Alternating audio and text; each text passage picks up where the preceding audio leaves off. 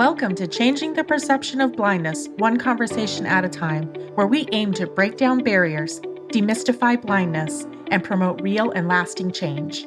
Join host David Steinmetz as he connects us with professionals who are making a positive impact in the community.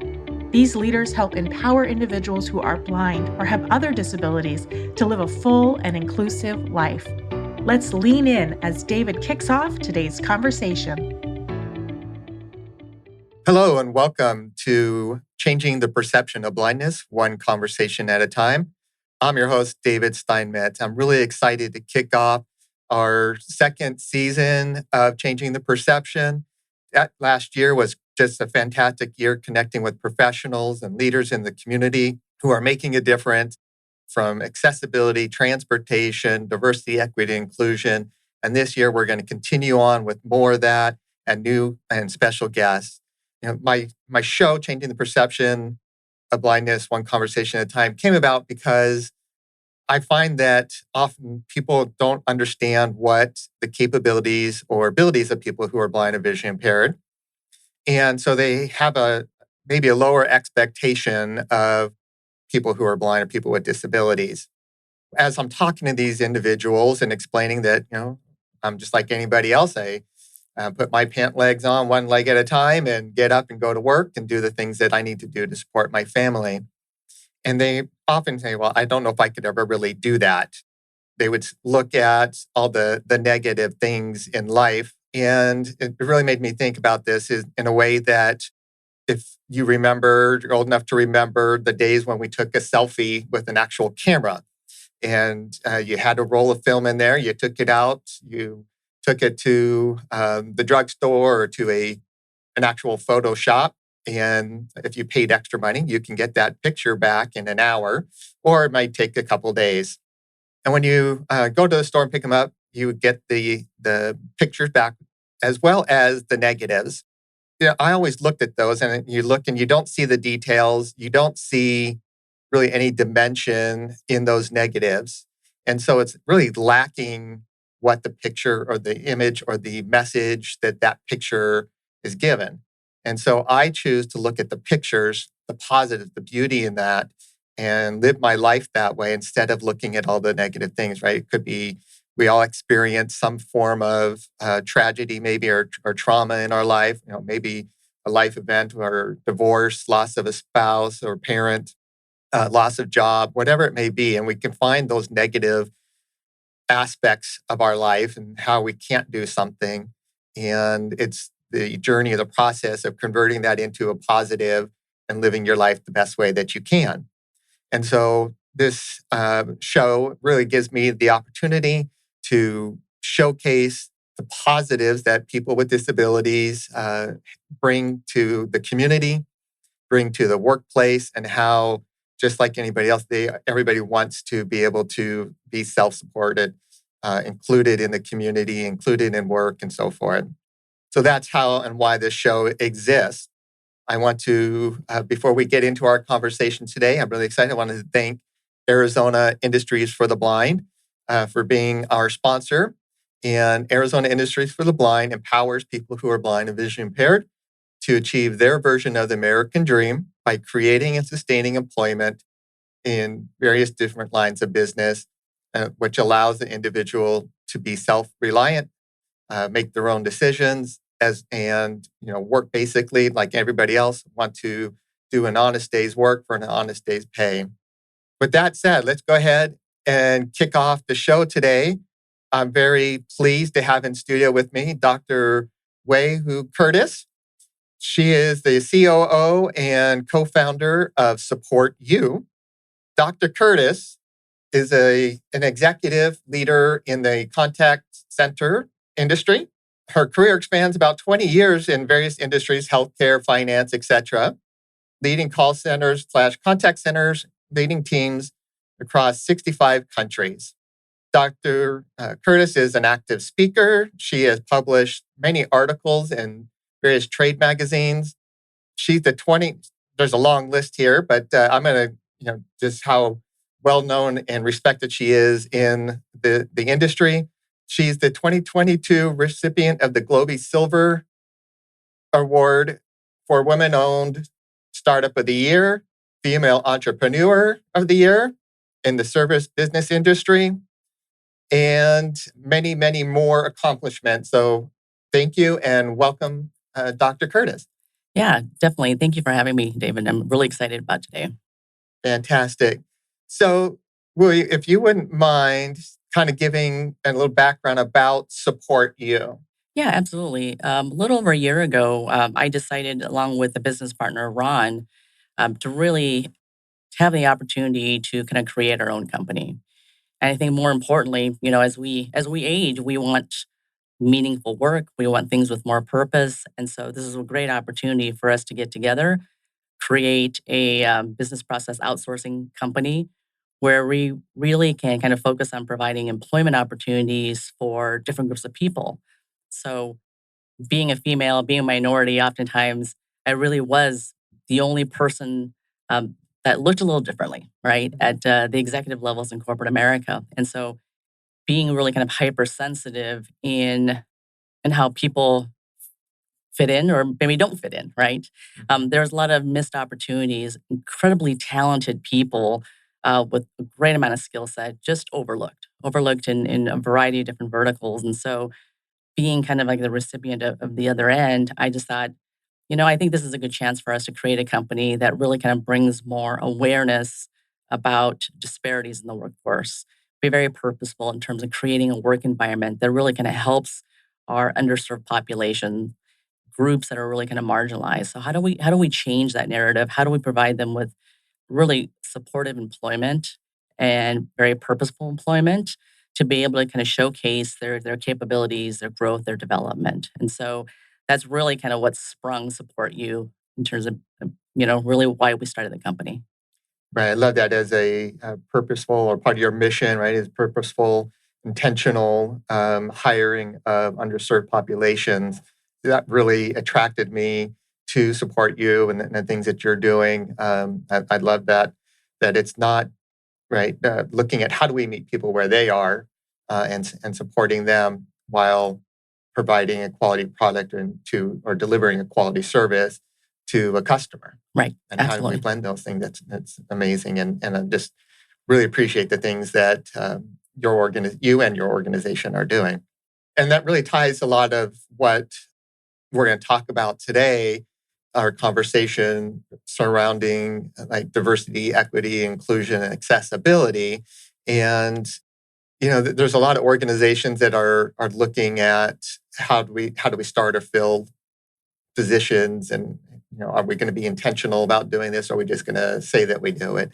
And I think maybe you can answer it. Why is that important to you or to an organization to really be intentional in the programs that you develop? Yeah, I think there was with hyper awareness within our own kind of markets, right, in terms of kind of diversity in the workplace, that's a huge hot button right now. And I think that organizations can take it up. It can be a checkbox. Yep, we do it. But really, from the ground up, we really kind of looked at our overall population and really targeted the people that we wanted to work with. And that started with like creating some of the fundamentals of our company, right? So designing the technology stack, designing all the process and procedures, everything was really surrounded by the people within our organization. How do we best and easily onboard people, train people, get them into the job, have them be productive, and really have them feel successful and 100% supported in the workplace? And a lot of times there are folks with different diversities, with different capabilities that have special needs that we need to be very cognizant of as we design our training programs. How do we best support people that don't necessarily kind of fit the normal mold? I remember a tour that we took at AIB, David, and the operations was, tremendous. Seeing people who are visually impaired really do some amazing things within the workplace. And so that really got me to thinking about as we build our organization, have clients coming on board, and just depending on the job, where could we fit in somebody with certain capabilities, right? Um, that work really well hand in hand, and to be able to kind of provide them with those opportunities. So I think it is important for people to kind of look at diversity and inclusion and like I said, it's going to run the gamut in terms of how you satisfy those requirements. But we just decided as a commitment to us and commitment to the communities that we live in, we're just going to do it from the ground up and be very purposeful and intentional with really kind of promoting and hiring for specifically for diversity, and then leveraging that diversity of thought because we think there's a tremendous amount of ideas and skill sets out there that just really was untapped.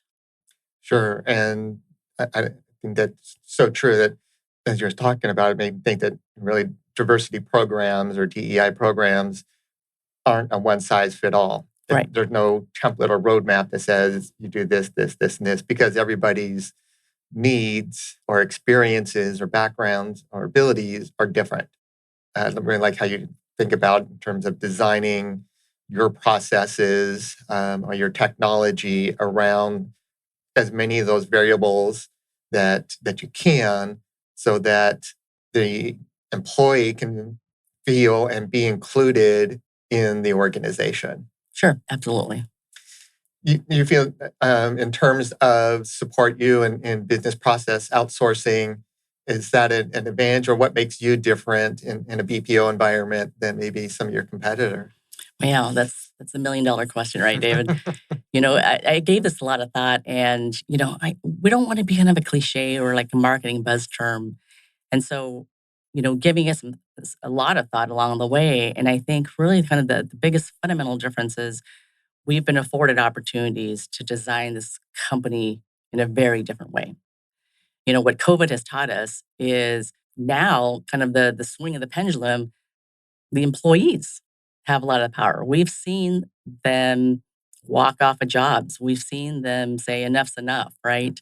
And really kind of speak with action in their voices in terms of there has to be something that needs to change with corporate America, right? And so with that, we hear it loud and clear. And we all have lives. We all have different circumstances. We all have different needs that we need to fulfill. And so I think the biggest differentiator for Support You is really our ability to, number one, create a very different culture, a very different environment for employees that you've never seen in the industry. Because of that, it really transcends to people feel like they really belong to an industry. They trust what we do. We have full visibility across the board. It doesn't matter what position you're in. And so people feel like they're a part of something bigger and better. People know exactly how they play into the success of our organization. And we want to know. We want to know their thoughts and ideas because the front lines have they know what's going on, right? Right. And more importantly, we actually listen and take their suggestions in place. We're not afraid of trying things, and we're not afraid of failure. I think those are great opportunities to learn. So we offer a very different environment for our employees because we value them so much, because they really are what makes us successful. And we also believe that, the more successful we are, that is shared within our employee base. So we have profit sharing, and we have things like workforce management. It's always been like, it's full-time or nothing, right? We have platforms that allow people to go and pick their shifts and be able to break up their shifts. So then if they need to leave a couple hours for a doctor's appointment, or they need to care for a parent, or they have something they need to do, we're trying to really kind of design our workplace to kind of accommodate for those needs, right? Rather than constantly being punitive, constantly seeing people as, commodities. I'm not sure I agree with the current BPO model, and I think it's time for some disruption. And I think there definitely needs to be a change. And so I think by really fundamentally changing the model, mirroring that with our operational expertise, I think we offer clients a very different solution to where our folks really do care about our clients' success. There's so much very impactful information in there in this conversation about bringing and, like we said, meeting people where they're at. And I hear a lot about people who have started their own business because the industry was broken, that there were maybe unfavorable expectations or perceptions of that industry, and knowing that as an individual, as an entrepreneur, that there can be a different way to do this. There's a better way to do this. And I imagine that was some of the thoughts that you had as being a leader in the industry and executive for over 20 years. You've sort of seen it all. Is kind of what helped you really drive you to support you and with Ron and get the organization up and going in a way that satisfies you as an individual, but also is looking at how do we bring other people up and along with us. Yeah, absolutely. I think the hardest piece of it is it's really always easy to criticize an industry or criticize, a certain company and stuff. And rather than kind of criticizing about it, really kind of Ron and I sat down like, okay, how do we fundamentally change this? If you look at call center operations, not much has changed over 30 years, 30 plus years. The technology has changed tremendously, right? But the call center operations itself hasn't really kept up with the rate of change of technology. So now how do we incrementally change it and do it better and think about it a little differently? So I think it's a good time for us to really kind of reinvent ourselves. It's not anything hugely dramatic, but it's about taking the first step and really committing yourself to making those changes. Yeah, very true. Very true. And in this process, I imagine that, as you mentioned at the beginning of the conversation, is that you yourself, being a minority or underrepresented in your industry or in your organization, how did that drive you to look at marginalized or underutilized communities?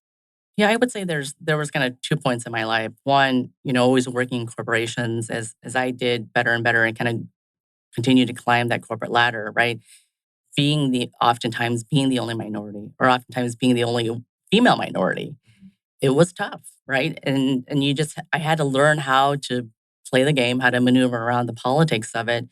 And so that really kind of heightened my awareness of people that I often took to help train and mentor. People kind of, I gravitated towards people that were often minorities because they never really got an opportunity to participate in projects, never was really taken seriously when they did have a seat at the table. And so, and oftentimes people would come and ask me to mentor them, and I'd often ask, well, why? Why me? And because other people don't understand what it means to be a minority or some of the challenges that we have to face, right? And so I think that was the first point. And the second point is quite a few years ago, we adopted our daughter Emma from China, and she's albino. And part of the albinism is that she has low vision. And so being challenged with vision, my husband and I really kind of had to learn how do we adapt her life to, wanting to raise her as a normal kid, but really understanding how she has challenges herself. And so my husband found and got connected to AIB. And actually, he and I took a tour around your facilities, and it was amazing to see people with varying degrees of visual impairment do a really good job in terms of their task and their abilities within that particular environment. And so it really got me thinking about, you know, how do we transition or how do we best support Emma, our daughter, who's 9 now, into the workplace? What types of things will she experience in terms of obstacles or prejudices um, that we can help her with, but really kind of the broader organization and the broader scope of the population. So it really got me to kind of branch out and figure out, what do I want support you to stand for? And I wanted to stand for being a platform to bring awareness to different diverse workforces. I want to be able to educate people that we put up barriers of employment to people who are very employable. We just have to be able to give them a chance and get committed to it. And then, really, in our own small world, just start to make a difference where we can. And thank you for that. And thank you, sitting across the table from you here. I totally understand the challenges, right? Or the obstacles. And as your career advances or as my career advances and look at who's around me. And oftentimes when I'm seeking that out, it may be someone else who's blind because they understand what those challenges that I've faced getting to where I am, plus what I need to do to continue on in my career. And so being the sometimes the odd person out in an organization can be difficult. And so I think the importance of having programs like Arizona Industries for the Blind or having organizations like Support You that have these philosophy or passion, mission to change those perceptions of what people are really capable of doing when given the opportunity and to grow and be the best person that they can be, and that contribution and those experiences that I've had help the organization overall in its mission to be successful. Yeah, absolutely. I think the work that you guys are doing is fantastic. And I think a lot of times too, when we're all so busy and there's so much in our heads, so we only have a certain amount of real estate, right? And I think the easiest way to kind of see things is to kind of put up kind of labels, right? It's easy to label somebody as, oh, well, it's too hard to employ people with disabilities because we'd have to do too much around it. And really taking the first step to putting down those barriers and really kind of learning and understanding truly what those challenges are or what are the advantages of being able to hire people with different abilities. Yeah, totally. And I think also your past experiences, your family values, your background help create your perception or imagine or thought process of what someone who's blind or someone with another disability or someone that has a different barrier, whether it's a past incarceration, education, single parent, whatever it is, right? In Mhm. terms of having some form of barrier to employment, is that you may look at that person and make an assessment or judgment based on what your thought was of XYZ. Fantastic. Support You, AIB, other organizations within the Ability One program that look at and say, we're not going to focus on the blindness. We're not going to focus on what that barrier was, but what we're going to do is provide a solution that enables you to do the job that you're hired to do while providing the training and mentoring and so forth to help you go to the level that you want to go to. Yeah, absolutely. I think there's a lot of different things that we can do. Like I'm not here to solve the world, but I am Mhm. here to, in the piece of my community to be able to kind of make a difference. And I think we owe it to these folks to be able to give them that chance Sure. because nobody would look at them twice. Going to your point of, people who've been incarcerated. I've employed people in the past that have records and oftentimes those individuals are my best employees because all they wanted was an opportunity. They wanted a chance. And now they're growing, they're hungry for it, and they're extremely loyal because you help open that door for them to be Mhm. able to prove to themselves and to others what they can do in the workplace. Sure. Yeah. Amazing.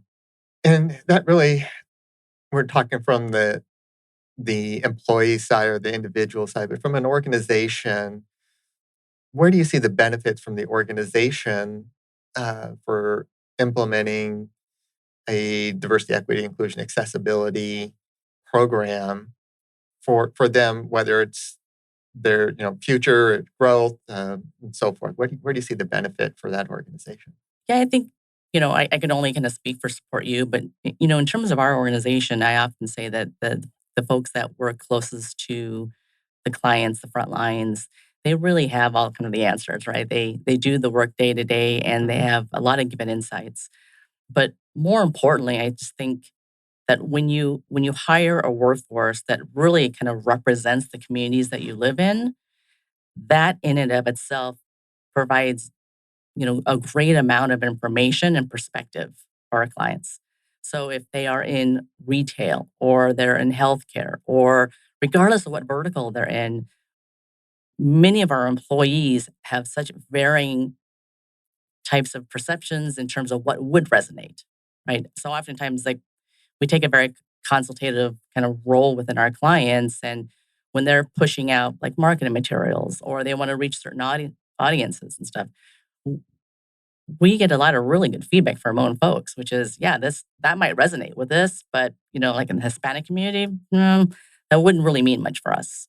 Or, so if they're wanting to branch out and really kind of touch a different base of consumers, I think our workforce really kind of represents a kind of a good kind of sampling of that. So I think a variety of different ideas, a different way of thinking about things that we never would have, imagined. So I think the diversity of thought, innovation, creativity, I think all of those things really are a huge benefit to organizations when you hire people with diverse backgrounds and abilities. I agree. And it's interesting. I'll hear, my organization has a suggestion box, or I've talked to my supervisor and they didn't, I give them some ideas and they don't listen.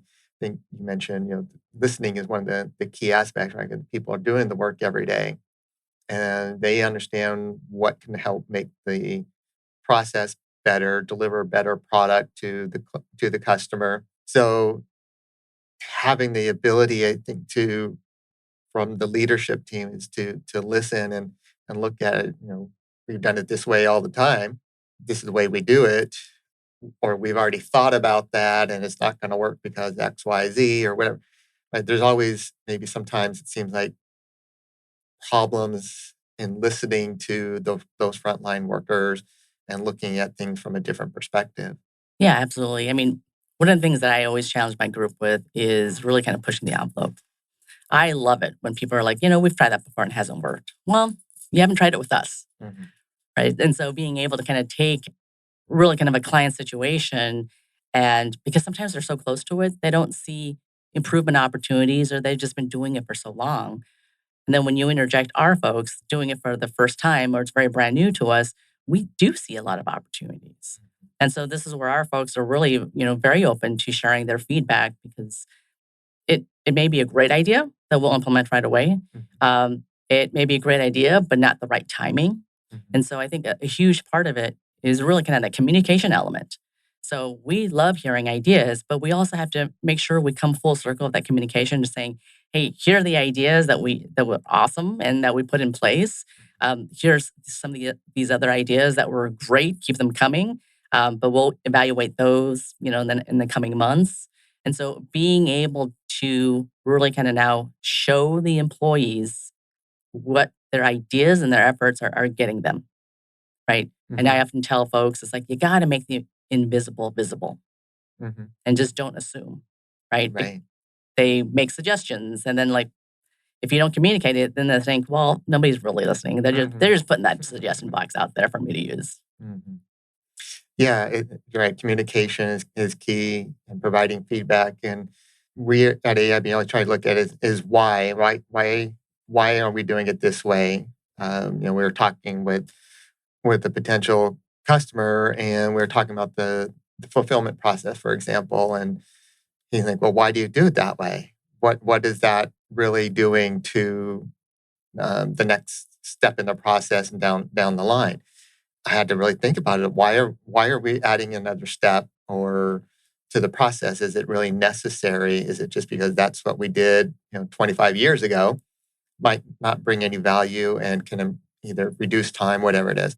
So I think asking the question why, or trying to find the solution of, instead of we can't, right? We can do it by implementing whatever it is.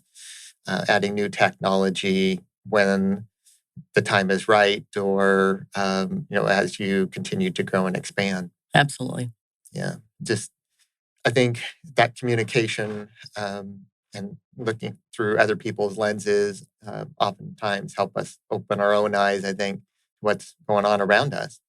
Yeah, absolutely. I mean, one of the things that I love to do is just being on the floor or communicating with people, or just having these sessions just to kind of chat. And, oftentimes I love putting myself in their shoes, right? Because when we get so busy with things, the more we grow, the more the executive team kind of gets further and further removed. Mm. And I never want to be removed from it because really kind of the bulk of the work is on the front line. And so being able to put yourself in their shoes, creating an environment where they feel safe to be able to kind of share ideas and really kind of let people be themselves, right? Because that's the part of creativity and the uniquenesses of people. And I love it. Mhm. People seem to have more fun that way. Mhm. If you like your coworkers and you enjoy your environment, then you're more inclined to put in that much more effort and you're that much more loyal to the organization and to your fellow coworkers. And it also sounds like, it builds trust in you as an organization or as a leader. A lot, myself, speak for myself, I think that is super important when I'm with an organization that I feel trusted or valued for the work that I'm doing, that I'm being listened to, and that inspires me to continue to strive to, whether it's improve a process or improve my productivity, whatever it may be, right? Mhm. Even just showing up to come to work that day is that I think people want to feel valued and appreciated, you know, having that connection with your leadership or your supervisor, whatever levels within your organization to have that. And I think that peer to peer have that same trust or value or gain from that peer to peer, as you were kind of mentioning. Yeah, absolutely. I mean, it's hard to keep your culture intact, right? I mean, there's a lot of organizations that were challenged with how do you keep your culture intact with having people work remotely from home? Mm. And I don't know if we have the right answer, but we're definitely trying our hardest in terms of making sure people really continue to identify with our organizational culture and really kind of live up to our values that we expect our folks to live in, right? Mhm. To be able to kind of work well, create a safe environment for people to be themselves. And then more importantly, it's we also have to take a part of our jobs and saying, okay, what else can we do to give back to the community?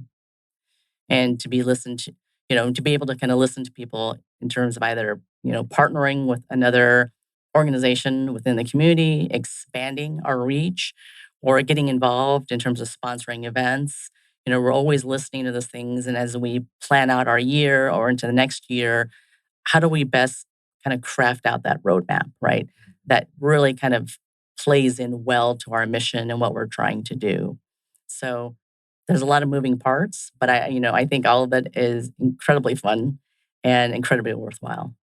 Oh, awesome. And you can hear the passion in your voice and the excitement every time that we talk, and just the overwhelming great feeling that I get just from the things that you're doing through our conversation. So keep up the great work. You mentioned that you and your husband came and took a tour of AIB and saw the work being done in our fulfillment center in Phoenix, as well as our document imaging services. You were inspired or saw that there is a future for, your daughter in terms of employment, right? She can do anything she wants to do because the right technology is there or will be there. And there's organizations that are working and growing their diversity programs to include people with disabilities. What maybe attracted you and want to do business, with AIB? Yeah, I think, AIB is serving as a great resource. When I think about clients and their programs and all the different positions that we need to hire for, right? There, there are certain positions that really kind of align well with people with vision impairment. And I'm not saying that we need to kind of alter any positions and stuff, but it's just a really good fit with certain skill sets. And so as an organization, we don't necessarily have the expertise in that. And so knowing that there's organizations like AIB to be able to really kind of help assist us in terms of, okay, so what does it take? If we want to establish this particular position and hire somebody with kind of vision impairment, what does that need to look like? And, I think AIB definitely has that level of expertise, can absolutely help guide our organization. And in the future, be able to kind of, help one another to be able to kind of source those positions. So the more outreach you can have, the more opportunities you create, It just, again, brings awareness into taking a typical job that you would never have thought that somebody with a vision impairment could do, and setting it up the right way, being able to support them, and then let them be successful and let them continue to grow and do whatever they feel like doing from that position. Sure. Right. It's looking at, like you said, looking at the opportunity, right? Whatever that position you're looking to fill. And the first question is, how can we do it with someone with a visual impairment or somebody with another disability or someone from this community or that community? And how do we build a process or operations around that and helping people with the barriers to employment be successful by removing a lot of those roadblocks, whether it's accessibility to technology or digital information, and how do we overcome that? How do we train someone to be able to, for example, if in a contact center, is listen to a screen reader and engage with the citizen in the community that's calling in for information or whatever it may be, is Right. using that technology and training the person to develop the skills necessary to be able to perform that function. Yeah, absolutely. It's really exciting. So getting close towards the end of our show, but we talked about some of the benefits implementing diversity, equity, inclusion, accessibility programs. Do you find, or have you heard in all your travels and experiences that there may be some people that are reluctant? There's a reason why they wouldn't want to implement something. Well, no, not necessarily. I think, like I said, most programs are just varying degrees and varying Mhm. sizes and varying their kind of overall commitment. And when people think about DEI, the things that you think of often, are gender and ethnicity. Mhm. And we have to do a better job of really kind of expanding that definition, right? Mhm. And really looking at the alternative workforce in totality. And so I think we need to do a better job in terms of expanding that definition of DEI and being able to, like I said, just a lot of it is kind of education and awareness. People don't know what they don't know. And so we have to be able to kind of bring it to them in terms of all the opportunities and advantages of expanding that workforce, especially today when we're having problems hiring people, Yeah. right? There's huge opportunities in that. And I think it takes time. Nobody's objecting to it. They just don't know where to start Right. and they don't know to think of it. That makes sense. Yeah, it makes a lot of sense. I see a lot of and read a lot of articles about the positives of the programs, and there's always the opposing that, and I think oftentimes it is really not knowing where to start, or not knowing what questions to ask, or not knowing where to look to see how do we tap into these different groups, and how do we expand those opportunities. And like you mentioned, the partnership between Support You and AIB. How do we go out into the community and find nonprofit organizations that are serving these underutilized, underrepresented groups, and connecting with them? Maybe is there other advice that you can maybe give to business leaders who are listening today on how maybe they can get started, or where to look? Yeah, I think, you know, I would say it's always great to kind of build out your network. And I've always been a huge advocate of really kind of connecting people, right? And the more you learn, the more you kind of branch out, the more advantages that you have. And so as business leaders, really, we have to be kind of open to non-traditional things. If we want to continue to be competitive in our space and be different, then we've got to be able to be willing to do our business differently. And so I think the first step really is trying to figure out, okay, what does that space look like and where do you want to play with it? And do some research. Because like I said, we don't have all the answers and they're fascinating conversations to have with people, with business leaders, much like yourself and other organizations around town to really kind of help educate yourself and then figuring out, well, then where does that play in your overall scheme of your business model? And how can you take advantage of that in terms of one, helping the community, but also helping your business? So it's just a matter of just getting started. I agree. Looking around your community, looking around your organization, and seeing where can I benefit. You hear all these stories of organizations trying to find talent.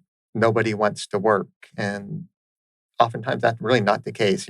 Among people with disabilities, 7 out of 10 working age Americans who are blind or have significant disabilities are unemployed. They want to work, but there's a lot of barriers. There's whether it's digital access, transportation, access to safe and reliable transportation to get you to work every day. And then we have this big perception of, well, someone who's blind can't do XYZ job. And so how it's important for business leaders to really look at reaching out into the community, looking at things from a different perspective and say, maybe I can, there's this nonprofit organization in the community, they're serving these people.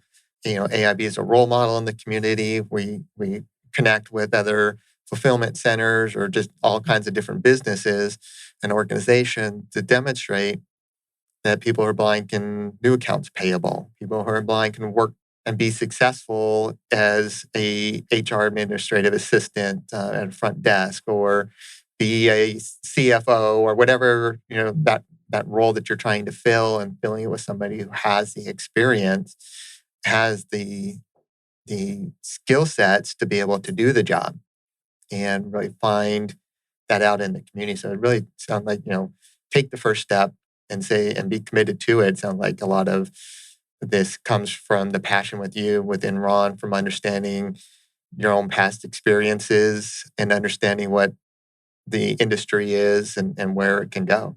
Yeah, absolutely. I mean, especially in contact center industries, nobody went to school to work in a call center, right? Nobody ever majored in it and purposely wanted to work in a call center. And I think kind of the image of call centers is it's a horrible place to work.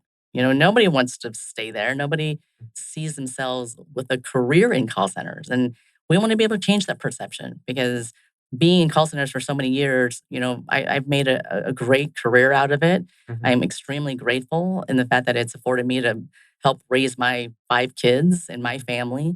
And so being able to kind of take that one step further and using that now as a really kind of a benefit or a contributor to bettering the communities that we live in and to the people around us, and really kind of breaking down those barriers to employment and really showcasing all the success stories. Mm-hmm. Those are incredible people who, are just given a chance, mm-hmm.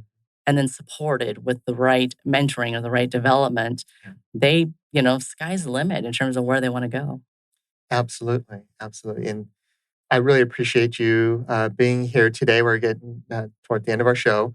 If our listeners want to get in contact with you, what would be the best way? Yeah, there's a couple of different ways. Our website, supportyouSolutions.com, or else I'm on LinkedIn, and feel free to reach out. My email is pretty simple. It's Hui, Hui, at supportyouSolutions.com. Perfect. Thank you very much, Hui. And thank you for this conversation today. I appreciate everything that you and Ron are doing in the community and across the nation, really across the world, and really focusing your organization and your mission on serving those who have barriers to employment.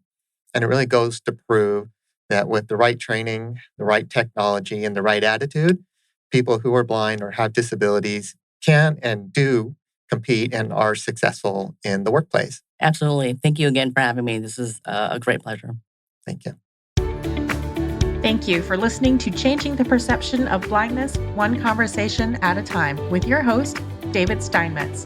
Be sure to subscribe to Changing the Perception of Blindness, One Conversation at a Time on your favorite podcast platform, and tune in live on Phoenix Business Radio X every third Friday at 1 p.m. We hope you feel inspired by today's conversation, and maybe we've even sparked a new idea or opportunity.